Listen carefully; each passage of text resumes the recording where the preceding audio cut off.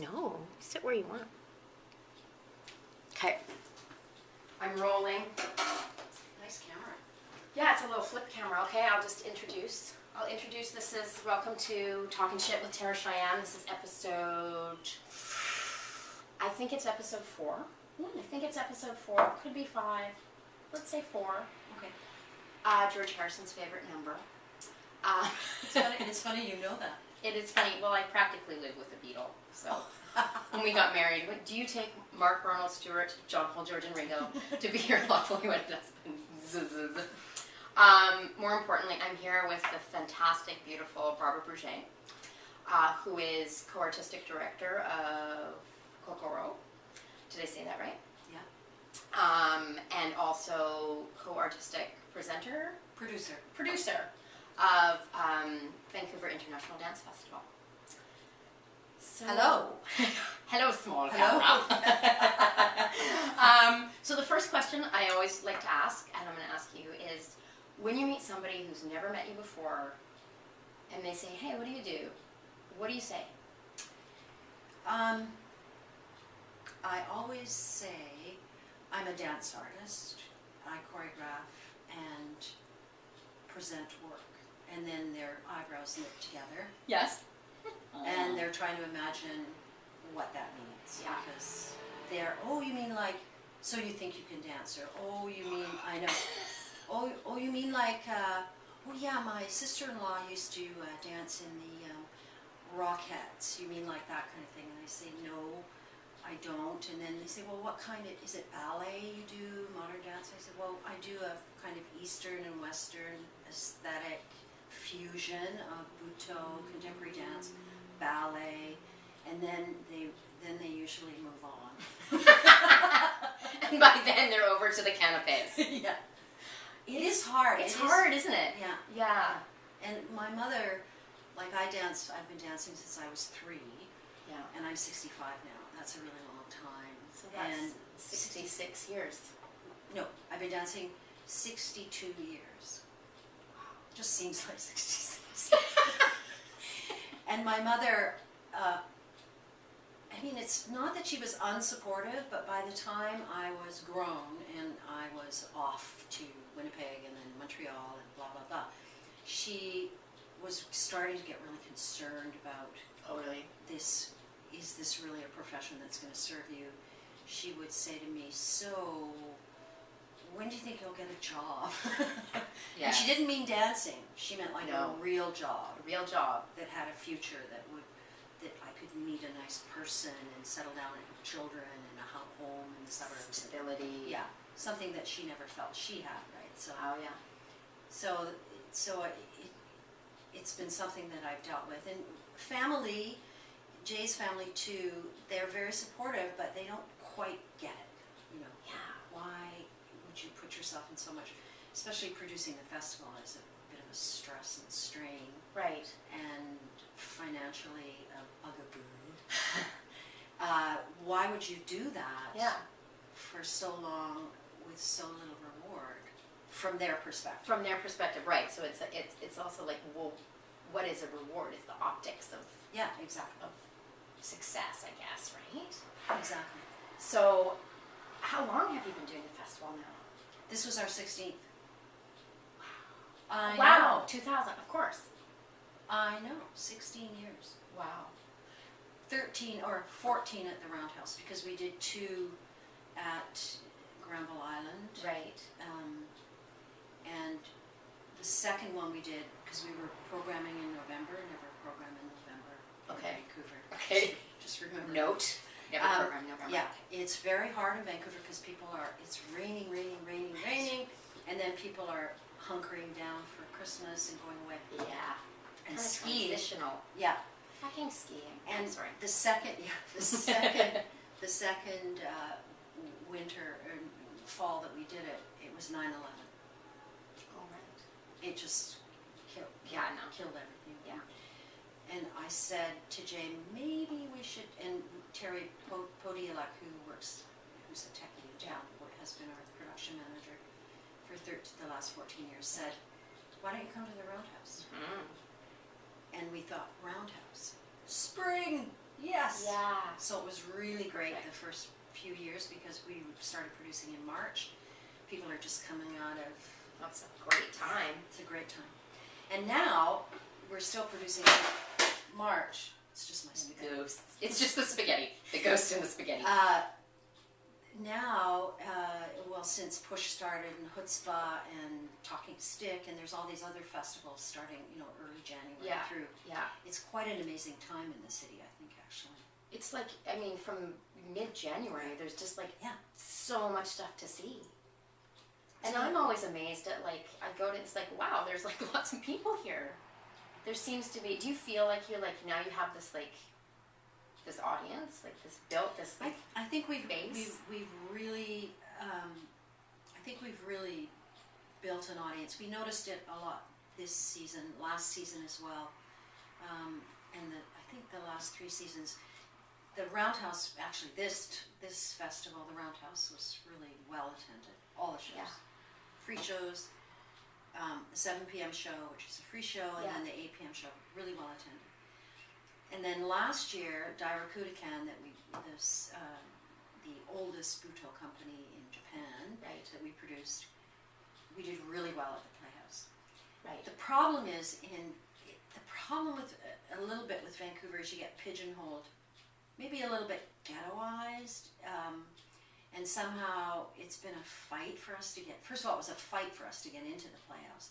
Yeah. And it's hard now, people are just not going to those big venues as much. Right. I think. Yeah. Yeah. So it was hard this year in the Playhouse. We didn't do what we hoped we'd do. Right. So it's always kind of That's crappy. kind of a bummer. It is a bummer. Yeah. It is a bummer. It's such a nice space for dance, actually. It is I really like seeing dance in there. I really like it. And surprisingly, the stage is slightly smaller than the Roundhouse stage. Is it? It's just the house is so much bigger that you feel it's a much bigger, and it is in that way because it's a formal proceeding. Yeah, yeah. But it's such an intimate space as well because the audience is very close. It doesn't feel like cavernous or anything like that. Yeah, like that big. So we performed. Kokoro performed at this past festival at the Playhouse, and it was wonderful. I just really liked dancing on that stage. Yeah. Yeah, it was good. But only 134 people came. Where were you? I know. Where were you? I had the flu. I was barfing. I was going to be there. I thought I would do everybody. But you came to 605. I did, yeah. I did. Once I had stopped hacking, I've had 4 viruses. It's been awful. I know. I was really happy to at least be able to come to the last night. Yeah. No, I was happy to see you. What was your favorite? Your favorite part this year of the festival? Well, I need a little. It's probably too. Is it too soon? A little bit of reflecting. The most dramatic thing that happened was we brought a company from Sweden. They're kind of Sweden. The director Miguel, who lives in Sweden, was born in Cuba, and the company in Cuba is his mother's company. So they do these collaborative performances, and they arrived, 16 people, 2 from Sweden, 14 from Cuba. Very hard to get to Canada from Cuba. They do an amazing. Right. It's really difficult. Yeah. And they arrived on Tuesday night. They came to see our show on Wednesday. All really nice people. Thursday at 1 o'clock, I get a call from Terry. He's at the Playhouse, and he said, "Where's the lighting designer? Has disappeared." I know. Uh-oh. Totally gone. Bag gone, body gone, everything gone. So we had to scramble. This is what live theater is really like. I know. We had to scramble to put the show up. I have to say, the IATSE guys, the union guys, they were so great. Were they great? They just pulled it together.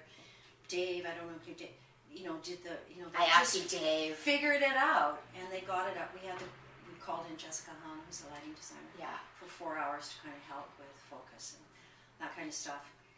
And we got the show up miraculously. Yeah. Because this was Thursday morning. They were performing Friday and Saturday night. 2 very complex pieces. Lots of tech. Wow. Projection, all this stuff. And we got the show up, and, you know, that was such a wonderful thing to have done, but so difficult for these people who were kind of deserted by this. What happened to him? Well, I reported him missing to the Vancouver police on Saturday morning. They came, they sat at this very table, two lovely ladies, very beautiful buns, and then guns. Oh, I love that. Guns. I know. Guns.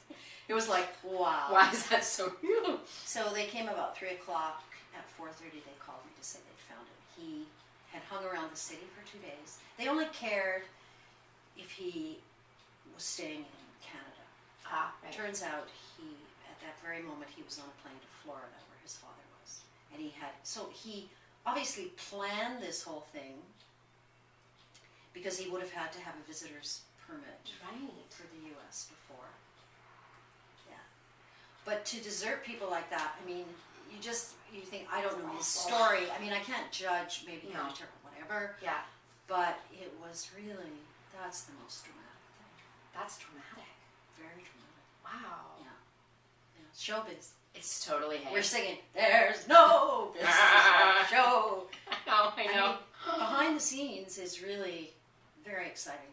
And it's always amazing when you're like, I had an experience in Calgary, not like that, but it was like literally we were like doing the tech like 15 minutes before opening. And, you know, there was blood and sweat and tears, literally. And then you're on stage and you're like, yeah, it's okay, everything's good. I have no idea. The like screaming and drama. I know. But I think one of my favorite moments this year was Natsu Nakajima. I heard that was amazing. Yeah, it was really beautiful, and this is the 3rd time she's performed at the festival. And so 2 days after she finished performing, she turned 73. The piece was so moving, quietly seductive in a way, because I think it was a piece about looking at her own end, kind of. Right. It wasn't about death. Mm-hmm. It had a softness to it and a surrendering, which was really beautiful. And, you know, because when you start to get old, you start to think about that a little bit. Yeah. And, you know, the ripping and tearing of death.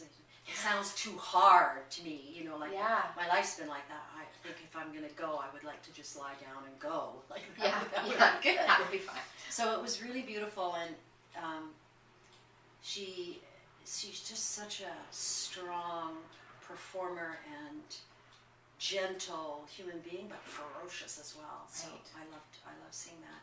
I love Sujit. Yeah. I think it's Veda. He was amazing. Young Bharatanatyam dancer. Oh, right, yeah. He was amazing and came with a band. You know, you've got a lot of people who come with a band. Oh, yeah. It's just great. It's amazing. 4 people. Beautiful. Just beautiful work. And it was wonderful to see Zine pushing out maybe her third or fourth choreography. Yeah. That was good. And yeah, I think everything had Virginie Brunel that was kind of an astonishingly brutal exploration of sex and violence and very, very, very amazing dancers, really, like 2 women who were so strong. He was great too, but just to do all that stuff on point. Oh God. You know, I can't even get a point shoe on. No, I have mine. I'm just going to make sure it's taping. I've got mine hanging in the back of my closet. The last pair of point shoes that I ever had.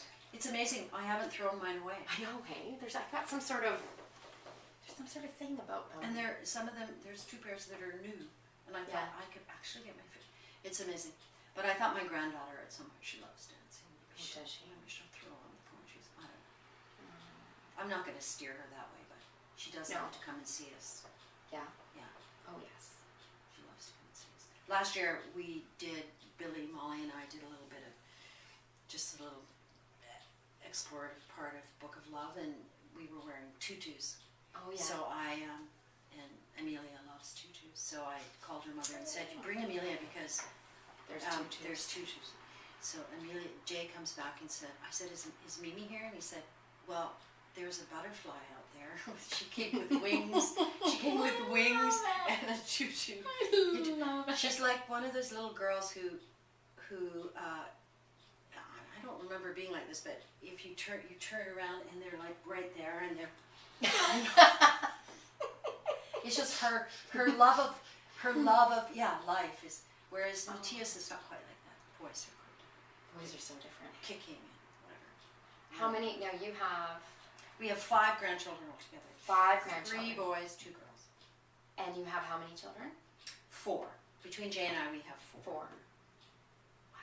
Yeah. So my daughters are actually my stepdaughters. Okay. And when Jay and I met, I had a son. Yes. And he had 2 daughters. Right. And then we had Joseph. Right. So it's yours, mine, and ours. Yeah. Wow. It's a pretty big family. Yeah. Can you talk about a little bit, because I have a 4.5-year-old, and just talk about being in this business and having a family and negotiating that, or just because I feel like it's so important to normalize, and there's, you guys are kind of like one of few having a family and still doing everything. Can you talk about that, or what your impressions or has been? We, well, the thing is, we didn't know any better. Right. We had a great support network, actually. Yeah. When we got together, Bodie, who's Jay's daughter, and Daniel, Bodie was 6 and Daniel was 3.5. Right. So I think if it had been 10 years later, it wouldn't have worked so well with the children. But they just bonded for some reason. And then Kai came along. And so the children were really bonding. And then we had this extended family. Like everybody had 2 mothers, 3 grandparents, 3 grandmothers. They just all, and it took a little bit of time because they're in breakup of relationships. There's always difficulties. But we just had this amazing support network. And then we rented a house in Kitsilano that was dirt cheap. Brilliant. I know. Yeah. When you can do that. Well, that's because it's a legend now. Yeah. Jay lived there 25 years. I lived there 20. Wow. And when we left, we were still paying less than $1,000 a month for both the floors. Wow. And we were renting out the basement. Yeah. But it doesn't happen that way. And when we went to look for a place, we looked in Kitsilano, and we couldn't believe how expensive it was to rent. This was 1999 when we moved out of Kitsilano. Right. And so we had to go the co-op route. Yeah. And I felt like we had no experience in renting. But the kids were great. We traveled a lot with Joseph. Mm-hmm. It would be like you've done with Jasper. Yeah. We took him on tour. And then when he went to school, of course, that makes it a little bit harder. Yeah. But we had also friends who were very supportive. And then by that time, Bodhi's mother would look after Joseph or Daniel, or like there was just this great support network. Right. And we didn't really realize that we had that. Yeah. And so we were very fortunate that way. And one of the things that I know about this is that if you have to do it, right, you do it. Exactly. And I remember being in Fort St. John freezing, and I'd forgotten to bring, Joseph was about 2.5, and I'd forgotten to bring mitts and a hat, and I'm outside with him, it was 40 below, and he starts screaming. What is the matter with him? And I look at him, his little hands are all white. Oops, I better get inside. Like now I'm admitting I'm a bad parent. No, you're a normal human being. So we just, it was challenging. Yeah. But there wasn't anything else. We started Kokoro Dance in 1986 in the beginning of July, and Joseph was born July 7th. Oh, wow. So we they were born together. Yeah. Right? Yeah. And do you feel that, I know I feel this, but it's like when you have a child, you have no choice, you have to do this. But do you feel like that with your career, with what you do? It's like this is just we don't have a choice. Like, this is what you do. Well, you always have a choice, but I think I think being an artist often this is going to sound like Pollyanna, but I think you get chosen somehow. Mm-hmm. Like it's in your, and then you're bitten, or there's a bug or something, because you can't really go backward. And especially now, I mean, once you get into your 40s and 50s and you have invested, and it's all about, for me anyway, it's all about this kind of greater thing, this honor of devoting oneself to an art form. Because the art form is going to be there whether or not I'm there. Yeah. It's been there for, art just continues. Yeah. And if you can have this, it's like, I feel so honored to be able to devote my life to this thing that I think is so amazing. Yeah. That is so vital and so powerful and so desirable. And I think that at this stage in my life, I'm so crippled now, but there's nothing, I saw my doctor yesterday. She said, "How are you doing? Well, you're still dancing away." She said, "Why is your heart so loud?" Is it because I think she's listening, and my heart's banging against my rib because I'm so thin. "Why are you so thin?" I said, "Well, I guess I'm working hard and I'm shrinking." There's all these realities that we're facing. Yeah. But it's so joyful to be able to continue to create. What else would I do? Yeah. It's kind of too late. I told her it's too late. I can't go back to school. What would I do?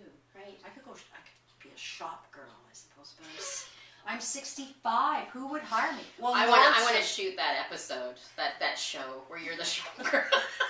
I was a shop girl, but at 22 you can sell men's boots. It's easy. But Oh, at 65, I don't think. It would be funny. It would be very funny. It would be funny for one comedy episode. It would be really funny. How do you keep dancing? Well, the key is to keep moving. I know, never stop, right? Like, never stop. This is probably max. After this, we're going to... Yeah. No, I'm serious. I try to train 6 days a week. Mm-hmm. I teach 4 days. I don't know how much longer. Well, we have this new space, so we're going to be moving out of Harbor, where they've been so supportive for 30 years. Right. So we both continue to teach because that forces us to get in the room. Yeah. The biggest challenge nowadays is to get in the room. Right. You can always find a reason not to get in. Well, there's a million things to do, and all the admin and everything. I know. It's crazy. And meetings and this, that, and then for my spirit and for my heart, dancing gives me lots, but I really like to do yoga. Yeah. Just twice a week I do an hour of hot yoga. I really like the teacher, because yoga depends on a lot. Everybody's a yoga teacher now. yeah. And it really depends on the teacher. Yeah. And it just fulfills, I don't know, I can get the kinks out, and it's really amazing, isn't it? It is really amazing. What, like when you say train, like go to the gym and... We do that when we're on the road and stuff. We do a workout. I do stationary bicycle. I really like that. Yeah. Pump iron a little bit, but Yeah. not as much as I used to. Yeah. Do lots of stretching. Yeah. Always getting the heart rate up every Yeah. day is really important if you want to jump. Getting Because jumping, hurling that massive bones and flesh off the floor against gravity. When I look at the young kids, they don't even know because they have so much power. They have so much fun. Yeah, and you just lose that a little bit.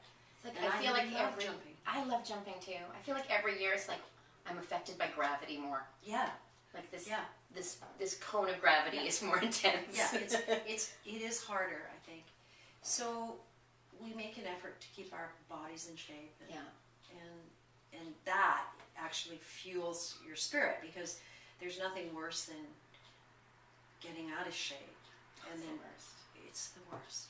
Yeah. Then the pain of getting back into shape, and art, as you age, of course, it's not that you can't do the things, it's just recovery time is so much longer. Right. And then we discovered epsom salts. Oh, I know. Which everybody should get, even if you don't dance. Because it takes all that lactic I acid. know, it feels like it's like, I mean, it It's- does literally like yeah. pull it out, doesn't it? And that is why Japan is great too, because they have natural hot springs. That's right. And we're going to go back this summer, I think, and do the Darakan workshop again. And Oh, wow. yeah, 8-day intensive. It's fantastic. And you just sit in the mineral pool twice a day. You have to do it after breakfast because you can't move. Right. And then and then at night. Yeah. It's fantastic. And the heat in Japan is great. And I love dancing in the heat. Me too, I love it. I really Love it. I feel like alive and like Yeah. my muscles and there's like, Yeah. At Harbor, I turned the heat up. yeah. 73. I feel like our culture is like in North America, and it's like everything's so cold, and the air conditioning, and I feel like it's so unhealthy. It's making everybody crabby. The dance center is too cold. Like to work in there, the Way too dance cold. center is too cold. I'm saying that. I know, and they can. Isn't there's some? It's like this. Well, the heating system is some sort of. Enrichment. You can't. You have to go to get a satellite. You have to take a Yeah. shuttle up Yeah. there, and anyway. In the theater, we were in a residency last year, or in the fall, for Book of Love, and it was so cold. Like, you could feel the wind blowing through. We Yeah. were in the Ferris. You Yeah. could feel the wind blowing through.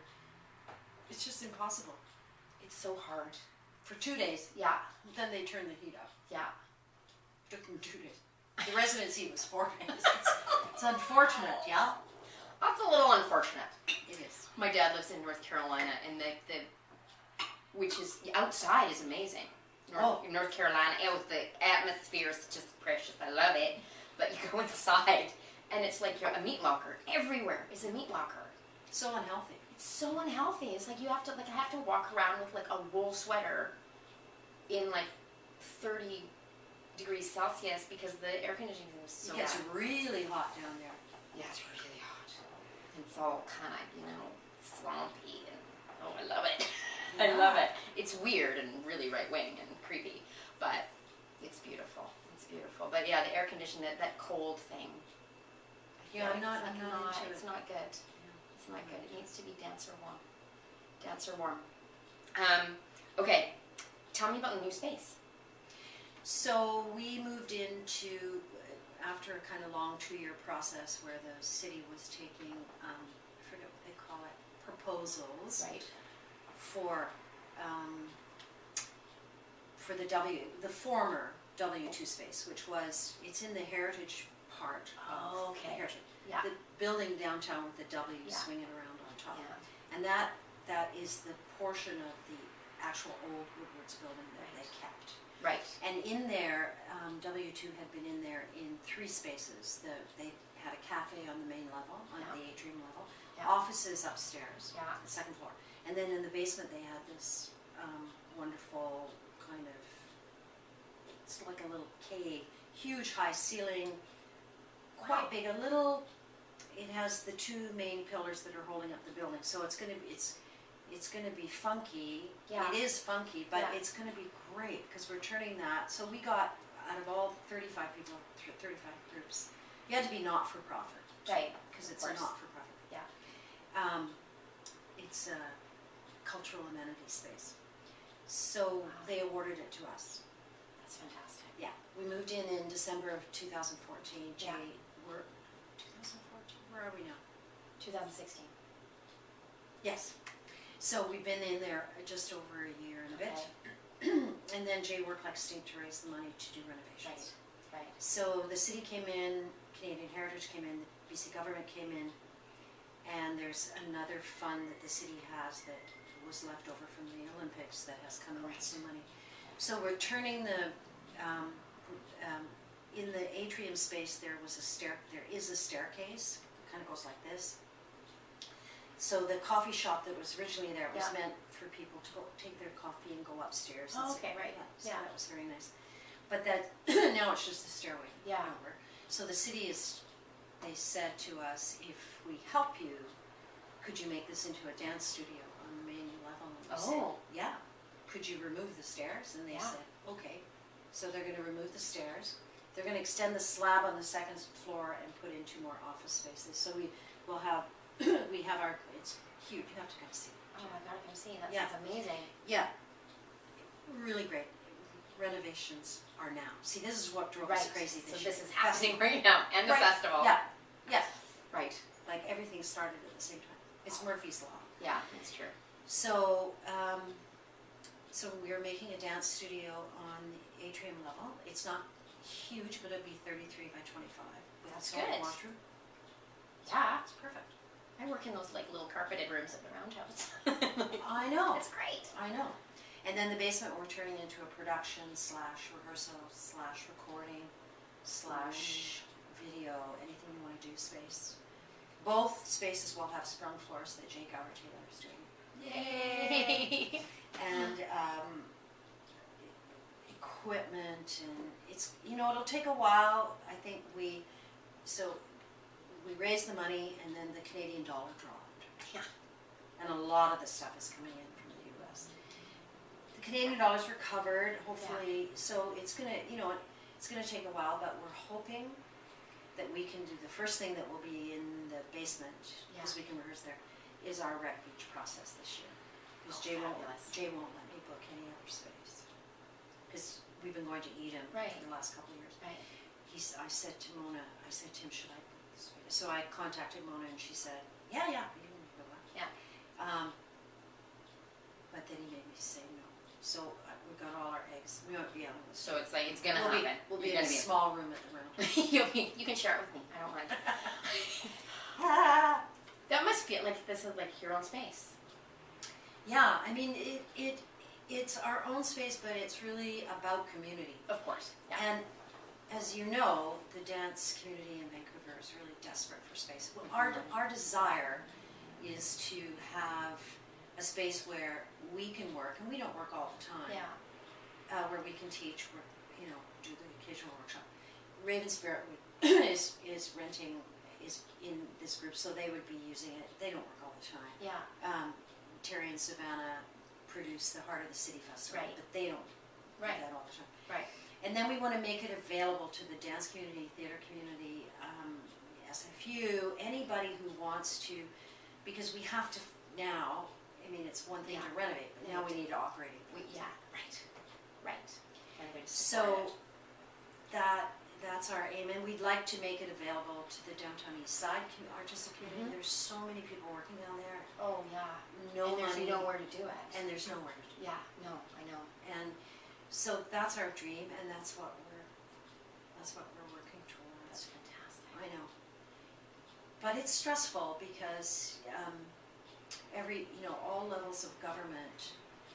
It's wonderful that they support, but they all have different processes. Right. And navigating, it's like, it's like trying to jump through hoops without trying to sever a limb.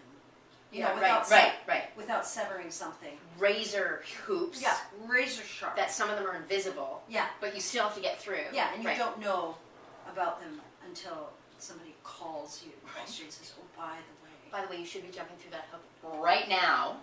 So that's quite challenging. Yeah. But their desire is there. Like, that's the great thing about funding bodies. When they want to help, they're in there. Yeah.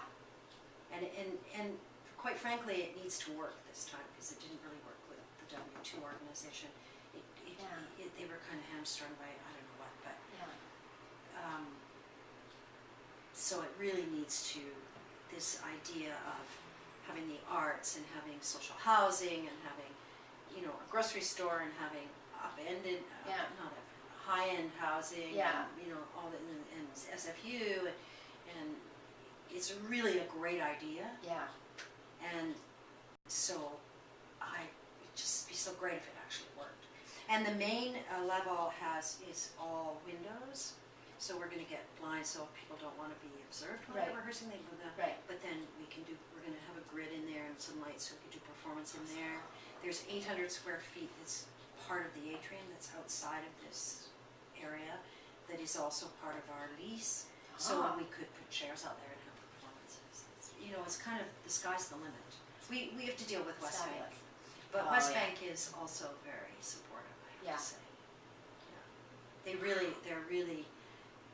They don't really like the renovation part of it because they've done that, been there. Right. but that's, you know, so short a period of time. Hopefully everything's going to work out. Yeah, it's very exciting. It's so great to hear so much positivity. Yeah. Yeah. Yeah, it's really great. And people, we get calls all the time. People, is your new space ready? Can we rent it? Yeah. Yeah. You know, seriously, because it's so hard. Yeah, the basement will be a flexible space, so we'll have curtains all the way around, and you can turn, because there'll be a dance floor, Yeah. sprung dance floor, and a full grid. You'll be able to turn it however you want. Right. 60 people, Brilliant. 80 people, Brilliant. maybe even 100 people, depending on what you want to On do. how you set it up, Yeah. right? Yeah. Wow, congratulations. That's amazing. I'm really looking forward to that. Yeah, you should come see. Yeah, no, I want to come and have a tour. Yeah. I'd love that. Okay, what else? I want to ask you, there's two questions I'd like to ask you. I'll start with, what is your favorite thing to cook right now? Is that something you like to cook or eat? Or what's your favorite thing to eat? I'm a terrible cook. Are you a terrible cook? Guess who the cook is? Does Jay do the cooking? And I make two things. Okay. I make spaghetti sauce, Uh-huh. and I make lasagna. And I'm not even Italian. I love it. And I don't know how when I did, but I made a lasagna Yeah. the other night, and Jay's so thrilled when I actually cook. And I burnt. I got, Oh, shit. I don't know what, I was doing something else, and I forgot that I turned broil on just to brown the cheese Yeah. a little bit. I completely, You put it on incinerate instead of broil, right? it's awful. Oh, no. I can't even eat it. So I said to Jay, I'll throw it out. It's terrible. He said, no, I love it. Like he's so... He's so excited that you cooked. I need Well, to he's support such a your great- cooking. He's such a great husband. Like, because I stress so much about not being a good cook. I didn't really? learn to cook Yeah. when I was young, and you have to learn these. You have to enjoy. You have to You enjoy. do, yeah, it's true. And if you don't enjoy it, my mother does not enjoy cooking, Yeah. and bless her, sorry, Mom. It's like, okay, well, we can go out. We can go out for dinner. Yeah, Yeah, she just doesn't enjoy it. yeah. And if we do a family dinner, usually I kind of plan meals. Like we're gonna have this, and, Mhm. but he does the cooking. Yeah, And when we have a family dinner, he does the cooking. yeah. Unless I make a good potato salad. I mean, there's like 3 things. Right, you have your handful. Someone called me and asked me for a potato salad. I was like, don't you call me. You're going to be getting a lot of potato salad requests. And I was so thrilled. But yeah, my mother didn't cook very much. My father was a good cook, but very French Canadian, but very meat and potatoes, and not, like cabbage and pig's feet. Oh, wow. Oh yeah, really French Canadian. Yeah, yeah. And wonderful. It's the farm cooking. That's and during the war he was a cook, so that was like all just huge amount. Yeah. And my parents met in London, and so he did the turkey dinner, and but he basted the turkey with lard. Oh, with lard. Oh. With lard. Oh. And yeah, he was pretty great. But my mother Not so much. No. Not so much. Never had a green salad till I left home. Really? That's amazing. I know. Well, we used to have a little bit of iceberg lettuce. Oh, yeah. But I mean a salad. Like an actual salad. Yeah. Yeah, yeah. And we had peas and... Yeah, peas. Yeah, peas and British. a little bit of iceberg. Yeah, a very kind of British. Yeah. That was it. Yeah. Yeah, frozen peas. Some of... Canned. Oh, I thought, for years when I was little, I thought creamed corn was like, this is fancy. We're having creamed corn. Yeah. Who got promoted? I It know. wasn't until university that I was like, somebody made some comment about, poor people in cream corn. I was like, oh, really? Oh, I know. I love cream And- corn. Because my dad was Catholic, we always had fish on Fridays, and he Oh, did you? always picked up fish and chips on his way home from work. I know. I really do enjoy good fish and chips. Me too. Hard to Yeah. find now in the city. It's true, it's hard to find. Have you tried that one up, what's it called, the fish counter or something? No, I haven't. Up on Maine? No, I haven't. My husband claims that's quite good. And he's very Anglophile, Brit, fish and chip Oh. snob, so Oh.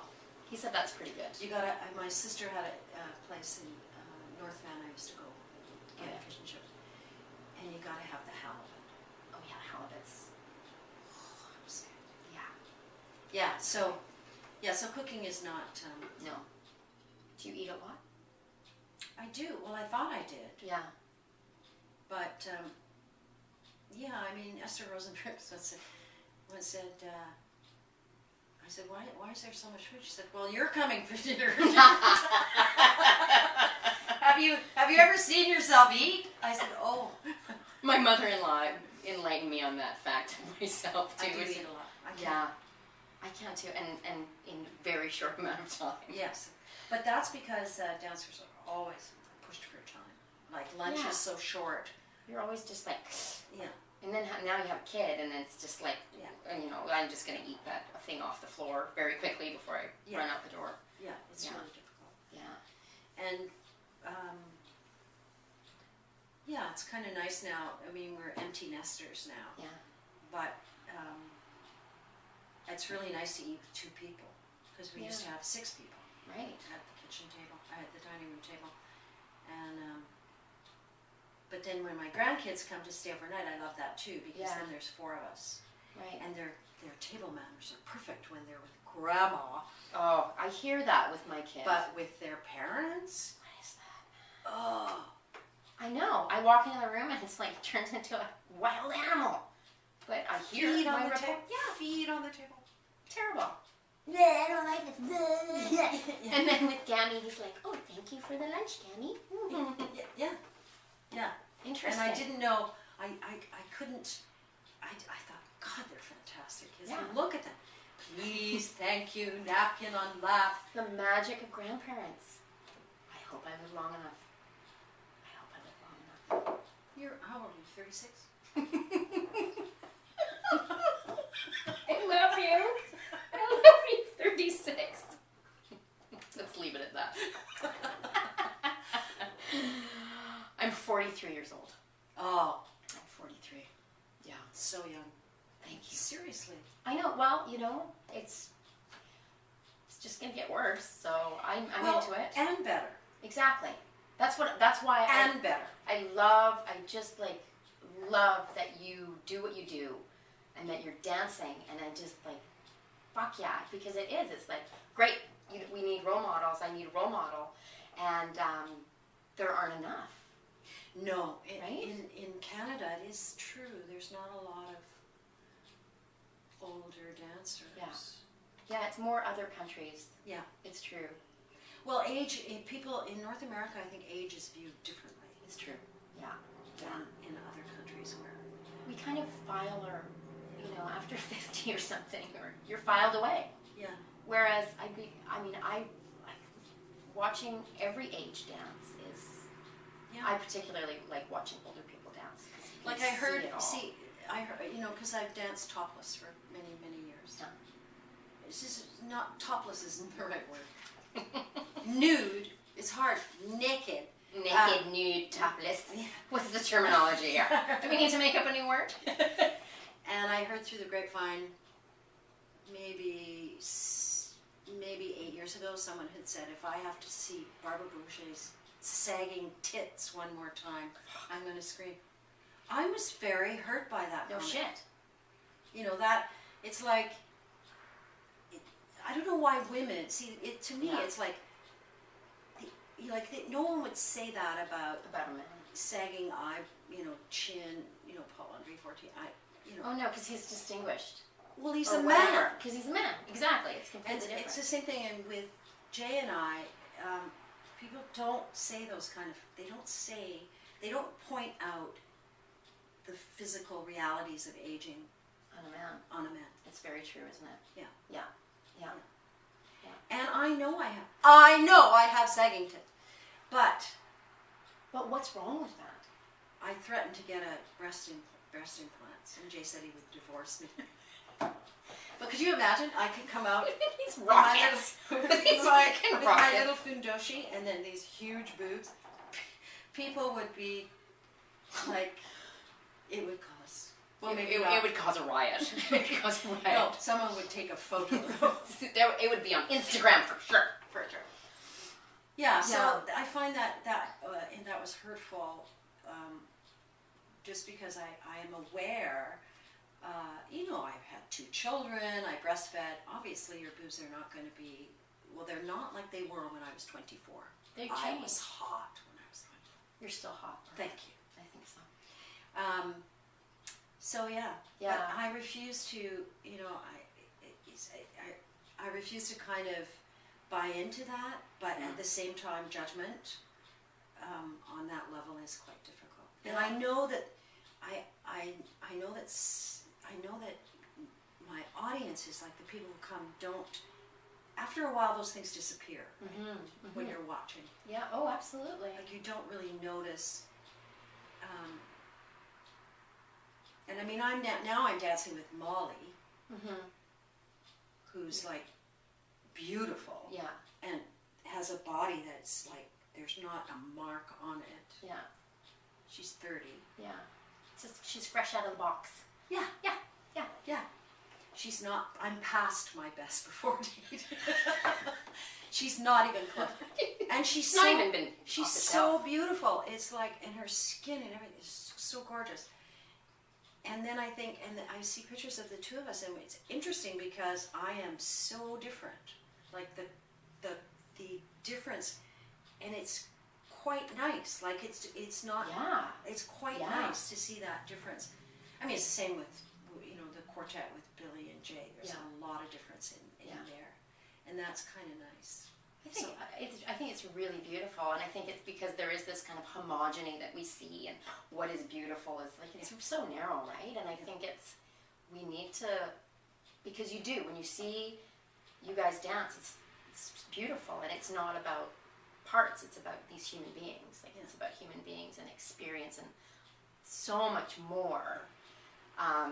And I know with Porno Death called my last solo, and I get down to my underwear and I'm totally shaking it.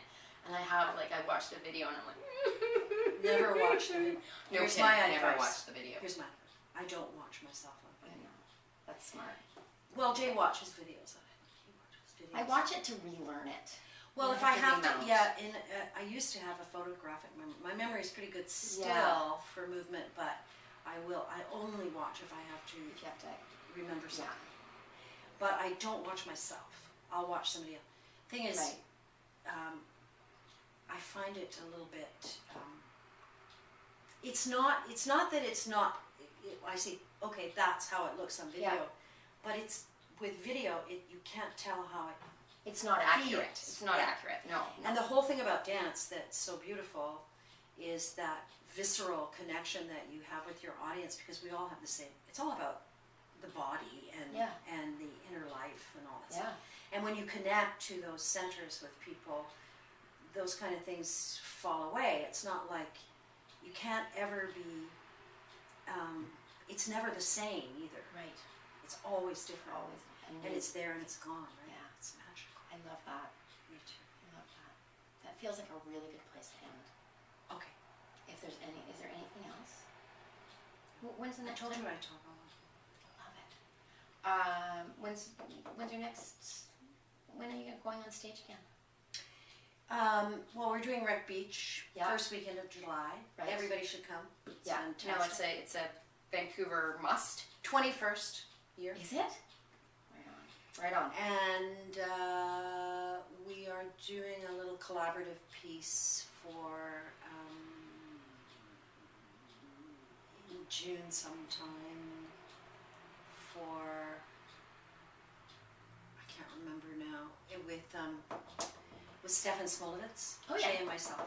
We're going to do a ghost story. And it's part of the Powell Street Festival Society. Right, they're producing it. Maybe in our space if it's ready. Cool. We'll do it down there. Right on. So just a little thing. Nice. Yeah, it's nice to keep one's hand in. You gotta. Then we gotta think about what we're gonna do next. Yeah. We don't know. Oh no. Yeah, really. Oh no. Thank you so much for talking Oh, shit my with Tara, pleasure. Cheyenne. So nice to talk to you. It's very nice to talk to you too. All right. Thank you, Vancouver, and the world, because I know people in Mozambique probably, or hey, you know what I feel like watching tonight is talking shit with Tara, Cheyenne. Let's get that. Now, do you post it online? I post it online. I will.